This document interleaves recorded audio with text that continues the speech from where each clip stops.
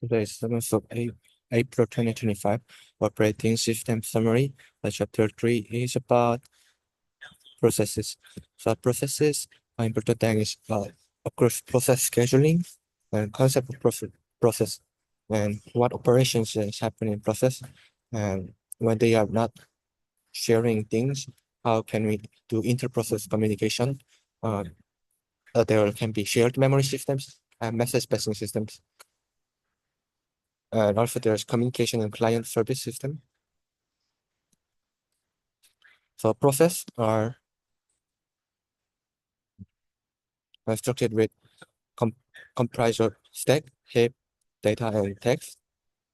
Text section, there's program code and program counter, which is in program registers, and stack, which has temporary data like function parameter, return address, and so on.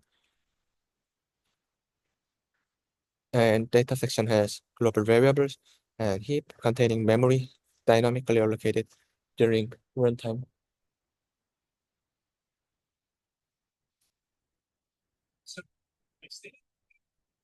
So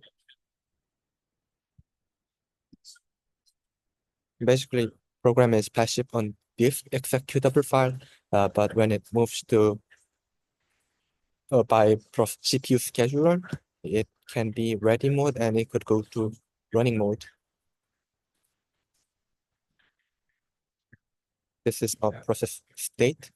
It has terminated. It can be terminated while running. It can be exit and terminated, or it can be go to IO event wait list, which is waiting queue, and after IO event is complete, it goes to ready queue again to run, or from running, it can go to interrupted and it can go to ready queue. So process control block. Process control.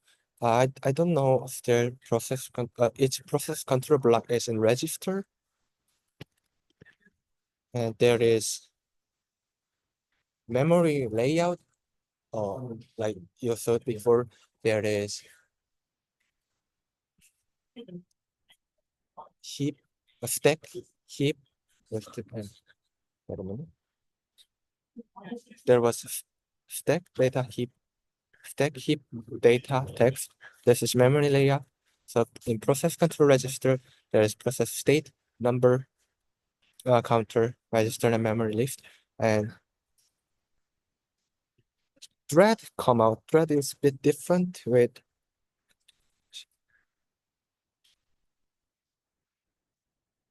thread is the minimum unit. Now the processing is minimum unit. So we current so far process as a single thread of execution, this first assumption, but it could have multiple thread, which is chapter 4 story. So right now I will pass it. So in this chapter, main story is about process scheduling.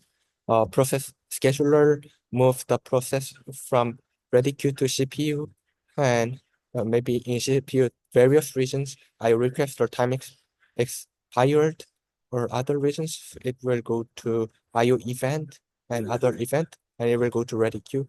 This is basic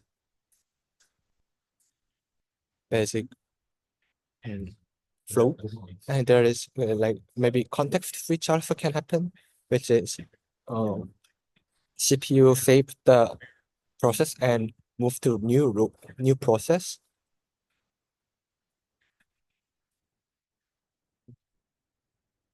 For multitasking in mobile system, there is background process which is used service to perform tasks. There is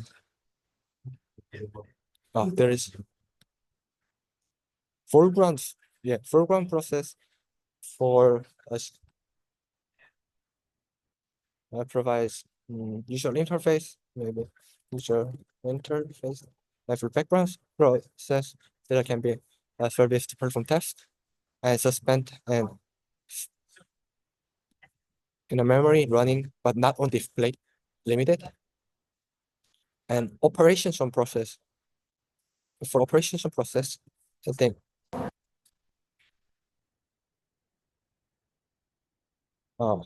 The important thing is creation and termination.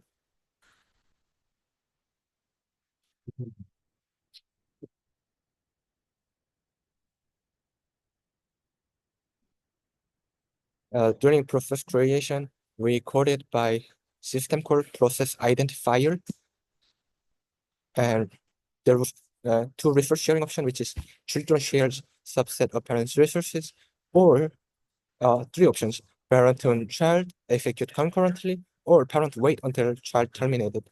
So by process identifier, process is made in a tree format, and uh, for system call, fork create new process, and exec used after fork to replace the process memory space with a new program. So you can do a fork. And for system termination, you can use exit, returns status data from child to parent via wait, and parent may terminate execution of child process using abort system call. And there's cascading termination, which is terminate every children and grandchildren and so on. And the core returns status information and the PID of terminated process with PID equals to wait status. If no parent waiting, child process is zombie. If parent terminated without invoking wait process is an orphan. Okay. And there's multiprocess architecture.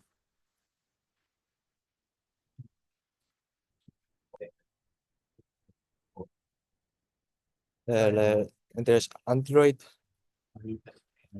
feasible process and so on. And there's multiprocess architecture like Chrome browser. It use multitasking. And for inter-process communication, there's shared memory, message passing, and message queue by messaging create, message passing. And there's consumer producer problem, which is consumer producer problem is regarding bounded memory, bounded buffer, and unbounded buffer, unbounded buffer.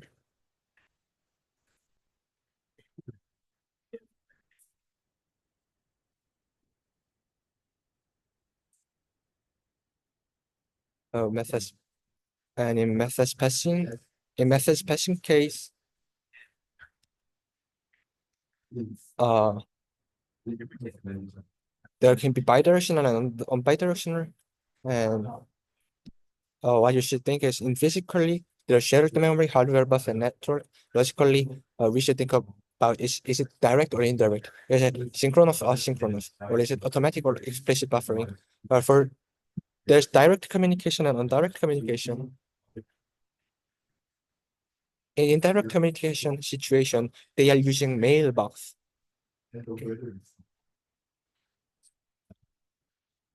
Hmm,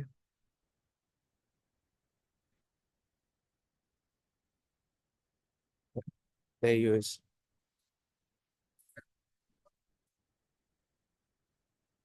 mailbox.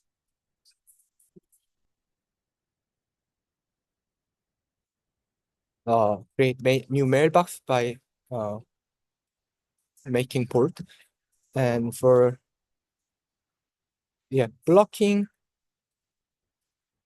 is a synchronous way of synchronous things. And for the buffering, it's related with link. And for the pipe, uh, it can be uni or bidirectional or also half or bi for duplex. There's a lot of issues. For ordinary pipe, it's accessed without parent-child. Name pipe can be accessed without parent-child relation. And for ordinary pipe, it usually follows standard producer consumer style and unidirectional, and also anonymous pipe. And for socket, It uses concatenate of IP address and port. Concat. And there's TCP and UDP, which is TCP is connection oriented, and UDP is connectionless. Thank you.